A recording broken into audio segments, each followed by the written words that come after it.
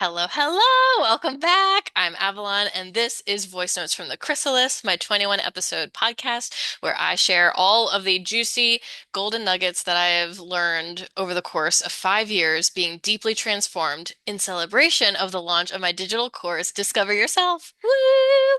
And today we're going to talk about your intuition, specifically how to distinguish between your intuition and intrusive thoughts. Now, this is an ongoing discussion. I am realizing as I talk with more friends that not everyone's brains work the same. Go figure. I will talk about my experience and a few suggestions and ideas that I've come across and see if that helps. But I consider myself like a deeply intuitive person, if you can't already tell from all of these episodes. And hello, this is Bruce. He's being a clingy boy. You gonna hang out? Okay. So yeah, I am a deeply intuitive person. I always have been. But of course, have been socialized to question the inner dialogue, question that intuition.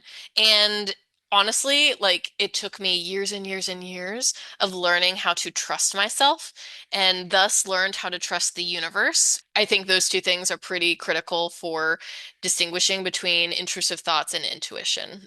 Because if you can't trust yourself and you can't trust the universe or don't trust the universe, yeah, it's going to be really hard to distinguish if it's your intuition or an intrusive thought. So, just a little caveat. Related to that, like, how do you build trust with yourself? So, that I think involves making commitments to yourself and following through, even if it's like a little promise of, I'm going to get up and get a glass of water now. I'm going to stop scrolling on Instagram and actually do it. Like just that simple of like make a little commitment for yourself to do something. Doesn't have to be that. Could be literally anything. I'm going to go change my car's oil right now and go do it.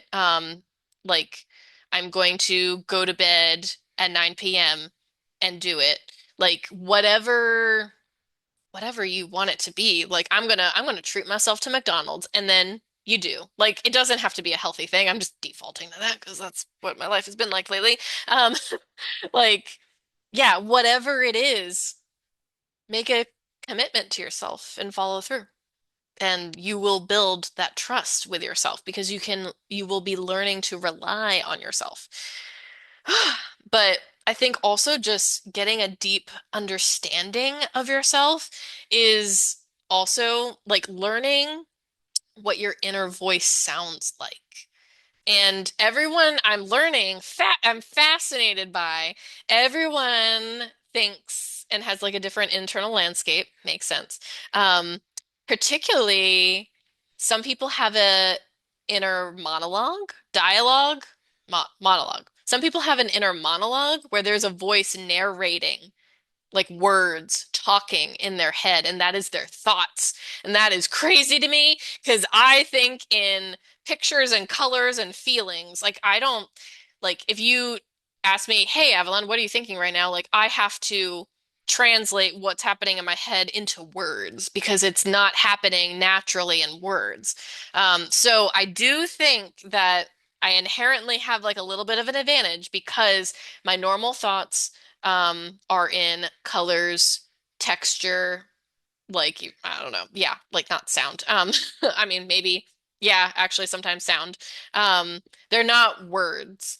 But my most powerful intuitions are a voice, are words. So it's very clear like there have been moments where like honestly I call it the voice of God. Like a few times where I'm like I hear that booming voice in my head and I'm like, "Okay, that's I know what that is. Okay, we're listening to that. We are listening to that." But if you think in words, that means that I mean, maybe your intuition comes to you in colors and textures and pictures, visions, like maybe it is different for you. But if your intuition does come to you in words, I have heard a number of intuitive people say that your intuition speaks in statements. Like, I'm not sure if I trust that person over there. Like, instead of um questions, like intrusive thoughts are like, what if I can't trust this person? What if this like plan falls through?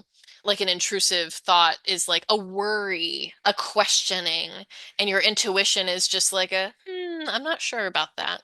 Hmm, I think this might happen. Hmm, like more like that. Or like, I feel drawn to this. Like it's more just like steady, less reactive, less questioning, less worrying. And honestly, I mean, this is, I think, the fastest way to kind of take all of that and put it into practice and develop your intuition quickly.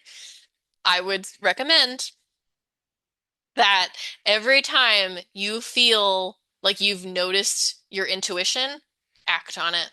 Take it seriously, kind of immediately. I mean, obviously, like if it's like jump off a cliff, like obviously think about that. Don't do anything stupid. Like that's something that's obviously wrong. But like even if it's like a little risky of like, hey, like I'm sitting at a cafe and next to this like person and I'm reading a poem and I just have this idea that like they might want to read it too. Like,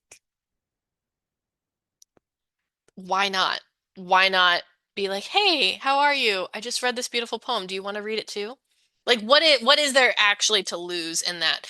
And that's a way you're gonna build trust in your intuition because I mean, I'm in a place where I literally can't remember the last time my intuition was wrong. I'm not trying to brag. I'm just it's almost scary. Like as I'm saying that out loud, I'm like, oh, okay, great.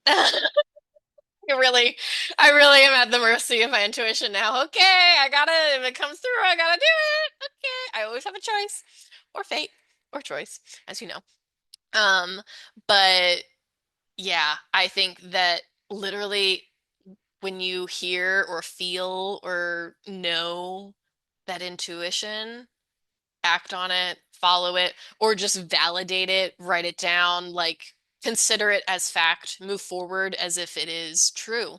Um, and that practice will give you like, that's a trial and error process right there. You will develop that trust in yourself and you will like find out like, was that really my intuition or was that an intrusive thought? Really quickly. So again, be smart, don't do anything too crazy. And speaking of getting in touch with yourself and really like deeply understanding yourself, if you are on that path, I would highly recommend my course, Discover Yourself. I can't say that it will help you develop your intuition, but it will help you determine what matters most to you, especially like your values, your strengths, your weaknesses, and your overall life assessment is what is included in it. These are the three most powerful exercises that I have ever experienced. I experienced them over the course of 5 years, and I paid $20,000. I had to think about that number. Gosh, $20,000 for those exercises. And if I had done those exercises like 3 years ago, 5 years ago, 10 years ago, I would have gotten onto my path so much faster. And I probably would have developed my intuition faster too. But the course releases for the early birds that you can join that list for free and get the course at a discount. That date is December 21st, and everyone else will get it on December 28th. So thank you so much, and I'll see you next time.